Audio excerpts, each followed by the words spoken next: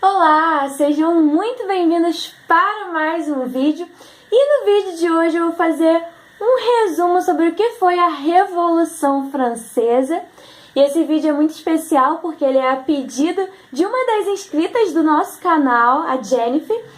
Eu te agradeço muito por assistir os nossos vídeos, Jennifer. Qualquer dúvida pode colocar aqui embaixo nos comentários, qualquer sugestão pode deixar aqui. Muito obrigada por acompanhar. Esse vídeo é para você e para todos os inscritos do canal que acompanham aqui de perto todas as novidades.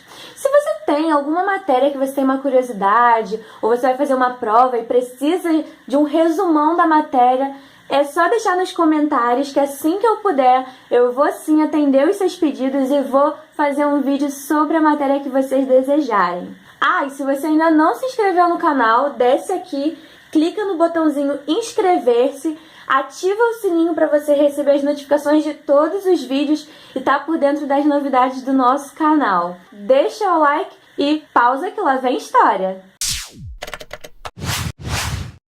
Foi a Revolução Francesa? Foi um movimento de bastante alvoroço político que derrubou o absolutismo e instaurou a república na França. Ocorreu entre o período de 1789 a 1799. Mas para a gente entender o que foi esse movimento, esse alvoroço, a gente precisa entender um pouquinho qual era o contexto da França nesse período. Como vocês sabem, ou não sabem, vamos saber agora. O modelo de governo que existia na França naquele período era o absolutismo. Mas, Stephanie, o que é absolutismo?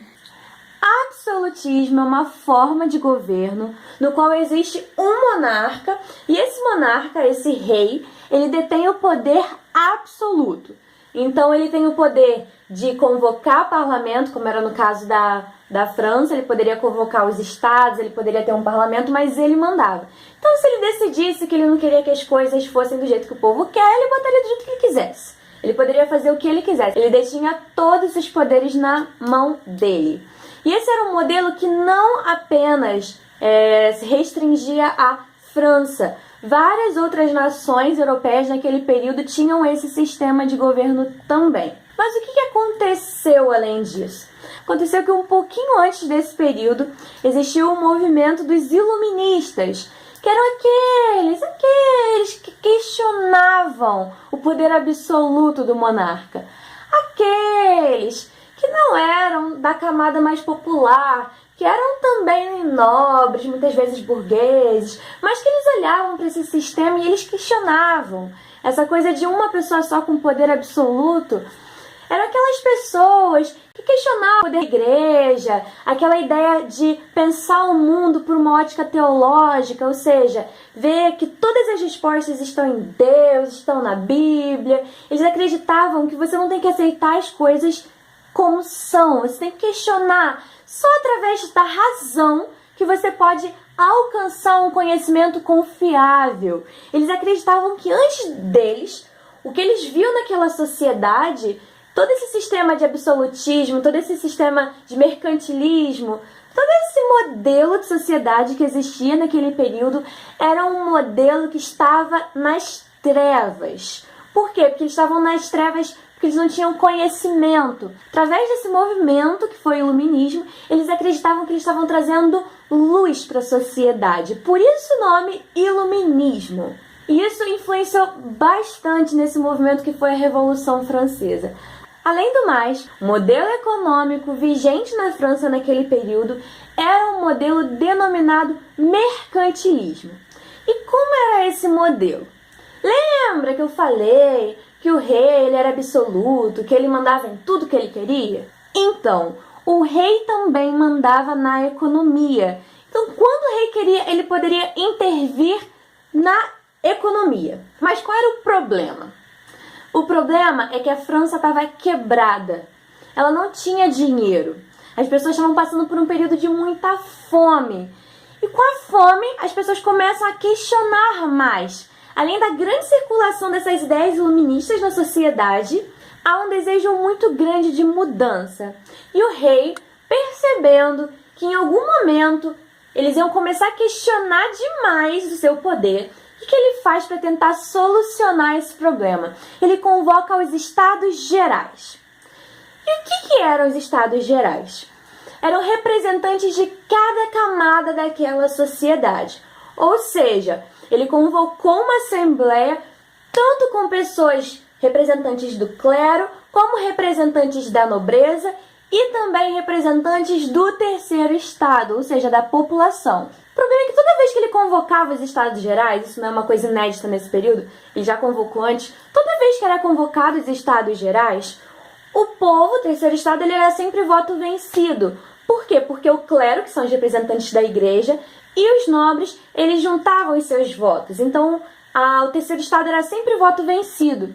E por conta disso, teve uma confusão tão grande por causa dessa convocação dos Estados Gerais, que o próprio rei viu que não ia dar certo, que não ia prestar, e ele mesmo dissolveu os Estados Gerais. Isso gerou uma revolta tão grande no terceiro estado que eles convocaram uma Assembleia Constituinte. Eles estavam decididos a lutar por uma Constituição. E o que seria uma Constituição? Eles iriam estabelecer alguns direitos para eles e também a Constituição ela sempre restringe o poder do monarca. Então não é de interesse do rei uma Constituição, mas é de grande interesse tanto dos burgueses. Por quê? Porque os burgueses, eles tinham muito dinheiro, sim, mas eles não tinham prestígio. E eles queriam o prestígio. Eles também eram voto vencido porque eles faziam parte do terceiro estado. Os nobres, eles eram vinculados à corte do rei, eles não eram burgueses. Os burgueses, eles participavam do terceiro estado. Então, a insatisfação deles fez com que eles quisessem muito uma Constituição. E com isso começa a Revolução Francesa, esse desejo de mudança, esse desejo de uma transformação na política, na forma de reger o governo. Qual é o marco inicial que a gente fala a partir desse momento começou a Revolução Francesa? Foi a queda da Bastilha. Bastilha. Mas, Stephanie, o que é Bastilha? A Bastilha era uma grande prisão política. Era um dos símbolos mais extraordinários do poder absolutista.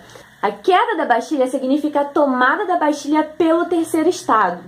E isso representa um grande abalo para o poder monárquico.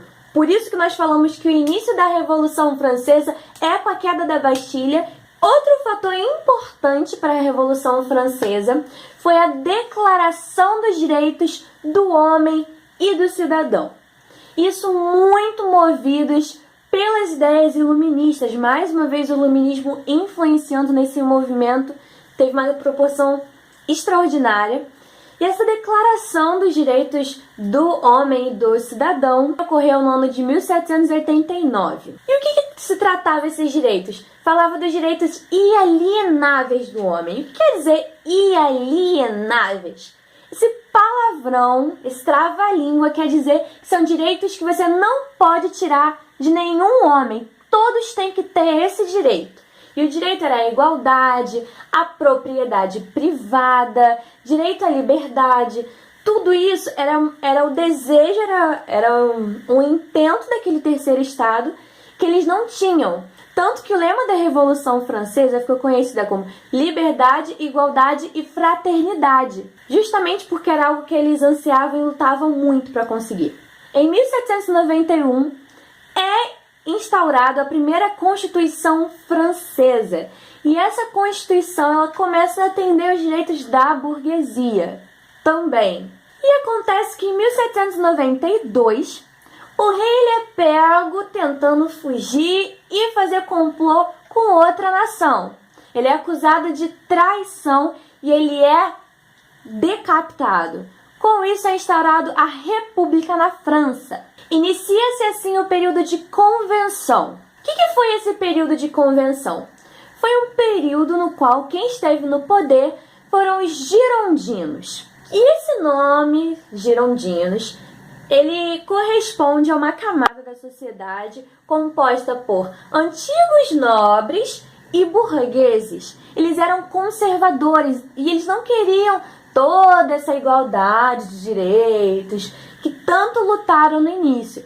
Eles eram muito mais conservadores. Eles ficaram até no poder por um tempo. Só que aí vieram os jacobinos, girondinos, burgueses e nobres, e jacobinos, que eram, no caso, os mais radicais, as camadas mais baixas daquela sociedade, e eles tomam o poder. Quando eles tomam o poder, eles fazem uma nova Constituição. E nessa nova Constituição vem algo muito inédito para aquela sociedade, que é o voto universal. Por que é tão inédito? Porque a primeira Constituição, ela atendia aos desejos dos burgueses. Então o voto ele era censitário. Quer dizer que você só pode votar se você tiver aquela renda estipulada. E a população não tinha dinheiro para poder votar. Então, com essa nova Constituição, isso cai. E qualquer um poderia votar, qualquer homem. Isso é muito importante dizer, porque as mulheres elas não tinham direito civil naquele momento. Só que o governo dos jacobinos ele era um governo muito radical e ele instaura um período que ficou conhecido na Revolução Francesa como o período do terror. Liderados por Robespierre, eles começam a matar geral. Qualquer um que eles achassem que estava contra o governo, eles eram lá, ó, pá, guilhotinava. Todo mundo morria. Então esse período foi um período de muito medo, foi um período de muita crise, um período realmente de terror. E o que acontece?